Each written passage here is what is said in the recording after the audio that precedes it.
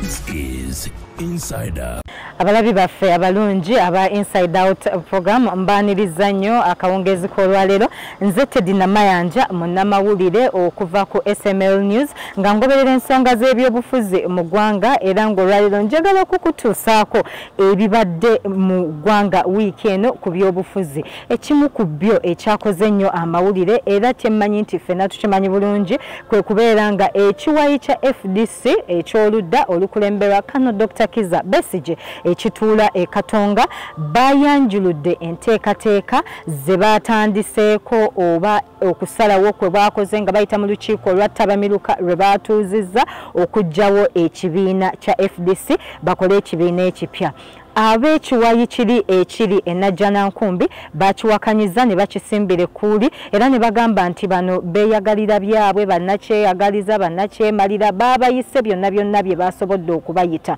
Kakati nga munnamawulire natambuddeko okwogerako n'abantu ab'enjawulo ku nsonga eno kubanga abantu bagamba ab'opposition b'oludda oluvuganya gavumenti bandibadde bali wamu naye beetemaatema mujjukira nti emyaka nga 2 n'okusobamu bazze aba-FDC balina entalo era nga bangi bazze bava mu kibiina kino nga ojjukira bulungi ne yaliko president waakyo General Mugisha Muntu naye yakyabulira, Lord Mayor Elias Lukwago naye n'akyabulira, Salamu Musumba naye n'akyabulira, n'abalala bangi bazze bakyabulira, aba Honorable Semujunganda bonna bazze bakyabulira nga bagamba ebintu tebikyatambula bulungi. Kaakati nno bo abatunuulizi b'embeera y'ebyobufuzi mu ggwanga muno era ababaddewo bajjanga babyegoberera babitegeera n'abamu ku bannamawulire bawadde endowooza zaabwe era nga bo bagamba nti kati nno waliwo akabaate we tulaga ebyobufuzi ebituufu bivudde ku mulamwa gwe byandibaddeko ng'okutunuulira ebyenkulaakulana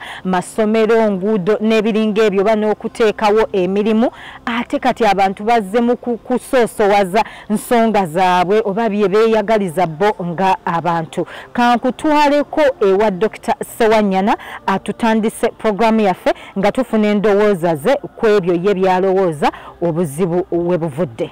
Ebyobufuzi byaffe bikyali binafu nnyo kisookera ddala aboddayo emabega okubeera ddala Uganda bwe yafuna obwetwaze. Ebyobufuzi byaffe bwesigamye nnyo ku nkozesa ey'eryanyi n'amagye nti amagye ge gabadde gasinga okubeera nti ge gali mu bukulembeze mu buli ngeri yonna obanga wegali ku mwanjo oba emabega kyekyo kireesa obunafu mu bukulembeze. Kitegeeza nti ng'eggwanga tetunafuna mukisa kubeera n'abukulembeze obwesigamye ku bibiina by'obufuzi ebirina ennono ebirina enteekateeka ezikulaakulanya eggwanga nti bw'oba obitunuulidde ebibiina by'obufuzi byesigamye nnyo ku bantu kinnoomu ababikola bibeere biri mu gavumenti oba ebiri wabweru wa gavumenti nti ababeera mu bibiina ebyo okutwalira awamu bo babeerawo era baliwo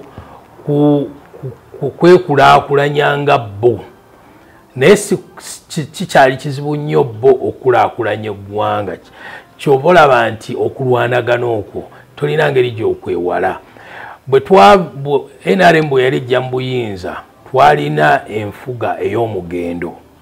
Enfuga eyo ey'omugendo balondanga omuntu okusinziira ku ngeri gye balowooza nti anaabaweerezaamu. Kati enfuga eyo yayongera okubeera mu bantu ne bwe twagenda mu bibiina eby'enjawulo abantu basigala bakyalina endowooza eyo ey'omuntu nti ne mu bibiina mwennyini ebibiina byesigama ku bantu. Kati mu kwesigama ku bantu kiba kitegeeza nti abantu abo ab'olubatu ababa bakoze ebibiina ebyo ebigendererwa byabwe byebifuga byebikulembera kyova olaba nti babeeramu n'okulwanagana naye tebalina ntegeka. Ebibiina bya wano tebirina ntegeka nnuŋŋamu gye balaga nti ngeri ki gye bayinza okuggyawo okumalawo obwavu. Tebalaga ngeri gye bayinza kukozesa tekinologiya aliwo okuyamba abantu okufuna emirimu. Tebalaga ntegeka gye balina ey'okulaakulanya eggwanga ng'amawanga amalala ge tulaba agakulaakulanye mu nsangi zino. Kigamba bali nnyo ngeri ki gye bayinza okuba n'obuyinza mu bibiina byabwe, engeri gye banaagabanamu ensimbi ezijja mu kibiina. Kegamba bali banafu nnyo nti bakyali era kumpi ku nfuga ya mugendo, nti tulina enfuga ey'omugendo mu bibiina ebyobufuzi ekiraga nti tukyalina obunafu. Naye ng'ekyo kyonna kivudde ku emabega eno gye twava nti tewaliwo musingi ogwateekebwawo abantu okubeera nga balina endowooza y'omuggundo kwe beesigama okwegatta mu byobufuzi basobole okukulaakulanya eggwanga. Tebajja na ndowooza ennuŋŋamu gy'oyinza okugamba nti okusinziira ku ndowooza yaffe y'abanaakalyakaani oba naasibwa mukange oba endowooza yange ye y'abalibro abalina endowooza nti buli omu ateeka okukulaakulana, oba endowooza egamba nti okukulaakulana kubeera kuva mu gavumenti. Kega tebalina ndowooza ezo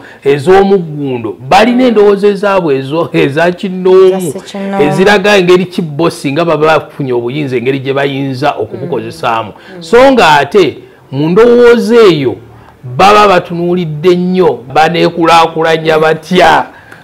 Ebya Dr. Ssewanyana tubiwulidde. Nkujjukiza nti Dr. Ssewanyana y'omu ku balwanirizi b'eddembe mu ggwanga lino, ate era y'omu akulira ekitongole ebimu ku bitongole ebizenga bitunuulira ebintu by'obufuzi oba embeera y'ebyobufuzi mu ggwanga. SEDU kyali kitunuulidde nnyo ebintu by'ebyobufuzi mu ggwanga, naye era n'ekibiina ekya Foundation for Human Rights Initiative bajja bekenneenya ensonga ez'enjawulo, era nga yakkaatiriza agamba nti ebibiina bino biteekeddwa okusoosowazanga ensonga z'abantu, kubanga ddembe ly'abantu bannayuganda okubeera ng'ensonga zaabwe zisoosowazibwa wabula si bali bye beewulirira. Kati nga tuvuddeko ewa Dr. Ssewanyana, ate kankutwaleko eno mu Electoral Commission oba akakiiko akateekateeka okulonda mu ggwanga. Bwe bano ebibiina by'obufuzi bino bwe bidda mu kulwanagana okusika omuguwa kino na kiri, ani ayina ebintu nga sitampu ezibabeeza mu ofiisi mu butuufu bwazo, ate nabo oluusi bibaleetera oba okukyankalanamukko mu mirimu gyabwe. Era nga bwe nayogeddeko n'omwogezi w'ekitongole kino Julius Musinguzi, yenno yawabudde nti abantu bano bwe baba bakwataganye ate kyandiyanguye nnyo emirimu gyabwe. Those are internal party dynamics. Okay. That the parties have an internal mechanism to address. Okay. The Electoral Commission does not necessarily come to get involved in those internal party dynamics. But we know that all political parties have constitutions. Okay? Yeah. I think what is critical is that the political parties follow the constitutions that they have themselves agreed to, and that in whatever is happening there is following the law as provided, the constitution and all other relevant electoral laws. Obviously, when there is internal party harmony, it makes good for the electoral process, and so we hope that whatever differences might be in whichever political organization or political party can be resolved according to their rules that they have, according to the guidelines of political parties, and also according to the laws of the country. Okay. Yeah. Omwogezi w'ekitongole Electoral Commission mumwewuliridde bulungi okuwabula kwabadde nakyo kyalowooza ate oluusi ekinaaleetawo entambuza y'emirimu ennungi. Kati nga tuvuddeko eyo ku Electoral Commission, ate kankutwaleko eri munnamawulire, omu ku bannamawulire basiniya mu ggwanga muno, Simon Muyanga Lutaaya. Ono nno atambudde mu field y'amawulire eno olugendo okusukka mu myaka 2, ayise mu bitongole ebyenjawulo, mubaddemu zi radio, mubadde mubaddemu zi TV mubaddemu empapula z'amawulire era nga kati ate yazze ku mukutu guno oba ku mutimbagano era nga kati kwatambuliza emirimu gye ate era nga ono consultant oba yeebuuzibwako mu bikwatagana ku by'amawulire n'ebintu ebya media byonna ye atugamba ki ku nsonga zino ate era njagala n'okugamba kino nti abadde mu kibiina kya FDC ebbanga liwanvu yatambulako n'ekibiina kino era ensonga z'omunda ezo azitegeera bulungi nnyo katufune naye ebirowoozo bye ku nsonga zino ate tulyoke tweyongereyo kifaananyi ki kyoyinza otusiigira ku byobufuzi mu ggwanga first ge magoba Teddy Namayanja ekyo kitulaga amagoba ketujje mu kulwawuka President Yoweri Kaguta Museveni oba loosi kino kyonna byonna byolaba bikulaga nti mwami Museveni abadde atusomesa ebyobufuzi mu ggwanga nga leading politician either tatusomesezza bulungi oba tetuwuliriza bulungi one of the two is correct twandibadde tulina because ebibiina ebikuze okuva mu kooti z'abantu nebidda ku nsonga twandibadde tulina ebibiina ebyogera political issues would have discussions on divergence in political opinion and policy positions as opposed to individuals and their selfish interests. Unfortunately, we have not graduated past that level. We are still thinking in terms of Kyagulanyi, Besigye, Museveni, Muhoozi, Mafaabi. And this advantages someone and disadvantages another. It is good politics for Mwami Museveni for political parties to scamper. To him, as somebody wants to maintain himself in power, it is good politics that no political party is growing to maturity. But to the bigger population of Ugandans who would want to see change, who seek to have alternative governance, it is a disadvantage. It is disappointing. It is mind-boggling. It is, I just don't know. It's trouble. Do you want to mean this weakens the opposition and it gives President Museveni yes, over yes. them? Because politics is about numbers. Gyebakoma okwekutulamu atoloza abeekutulamu balagawo.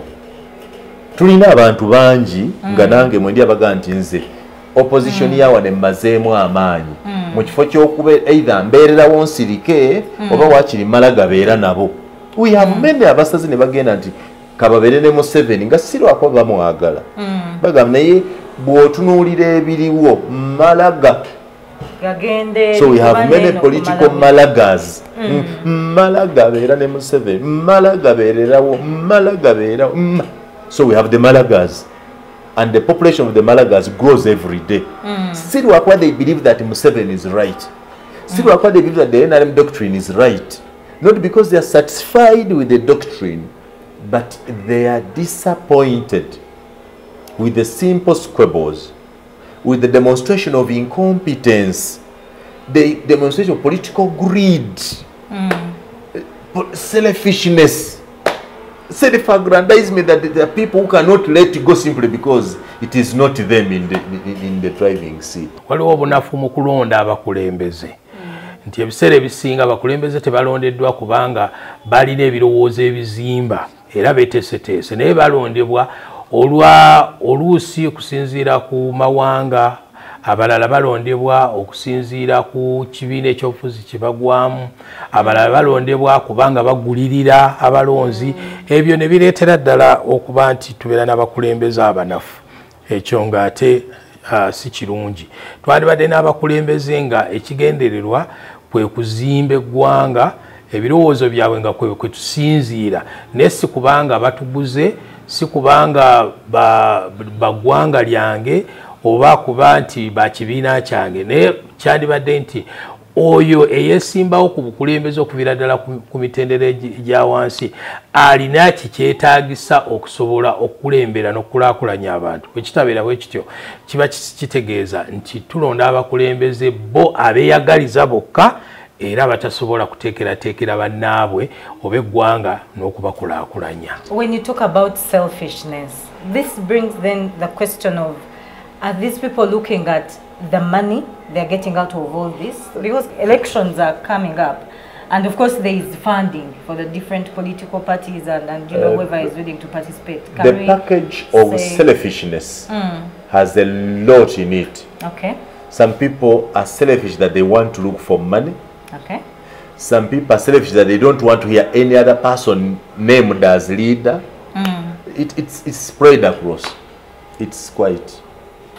there's a lot in that selfishness that I want to mean. There are people who think they must be leaders all through. There are those who don't want to see others lead. There are those who don't want progress, that they harvest from this chaos, that if there is a trouble in between, they harvest from the same. Do you still think there is room or time for opposition to perhaps get back on the drawing table? And you think there is room? Ekisobola okukyusa Uganda kyokka Mukama bw'aba akiwulira kwe kuyamba okutta ffeffenna abali b'enguzi, ffeffenna abadde mu Uganda olukwe n'atutta guno omulembe gwonna gwetaaga gwonna gufa ogw'abenkwe, ogw'abamaddu, ogw'abalimba, ogw'abatalina mazima, ogw'abasiru nga bw'ogulaba. Yes, neetaaga omulembe guno gufe. Kati bawala bange ne batabani bange bakole news formation. Tewali ddagala tetulina mazima liri luddawo. Ekibiina kimu ekyefuddisi mwavaamu ekya Betty Kamya ng'agamba ekizibu kiri wano, ne muvaamu Mugisha Munda ekizibu kiri wano. Kati ne Besigye naye agenza olaba Besigye yatandika efuddisi agireka, kati ate oba osuubira ki? What is here? So nsaba Mukama Katonda kyasobola okukola. The best that God can do for us is to kill all of these political hypocrites, ffeffenna ab'enkwe, abatalina mazima, abaagala amalyansimbi. Tulidde mu bannayuganda olukwe, bantu bataddeyo obulamu bwabwe, abamu balemadde, abamu basibiddwa, abamu bafudde, abamu balwadde, abamu badduse mu ggwanga lino, abalala bali mu makomera. Naye ng'olaba abantu ab'amaddu abeeyagaliza. Selfish people, berowoozaako bokka. You cannot change them. Bafunye amayumba, bazimbye maplaza, bayina zaakedi, bayina zibiki, naye nga babizimbidde ku bulamu bw'abantu abasirwa abafa abalwala. The best God can do for us is to kill this whole generation, especially abantu abalina emyaka between 45 and 70. Abantu abali mu tuluba eryo bafunyo. Webale kubeera nga okyali naffe obadde mulabi mulungi okuva we tutandikidde programu yaffe n'olunaku olwaleero. Njagala kusuubiza ekintu kimu nti ffe ensonga zino tukyazigoberera era tugenda kubanga tukutuusaako ebyo ebigenda mu maaso okuva mu biwayi bino ebyenjawulo, okuva eri bannayuganda, okuva eri na buli omu yenna ensonga eno gwe kwatako. Sigala ng'otugoberera, tugenda kubeera nga byonna tubikutuusaako butereevu wano ku SML News UG.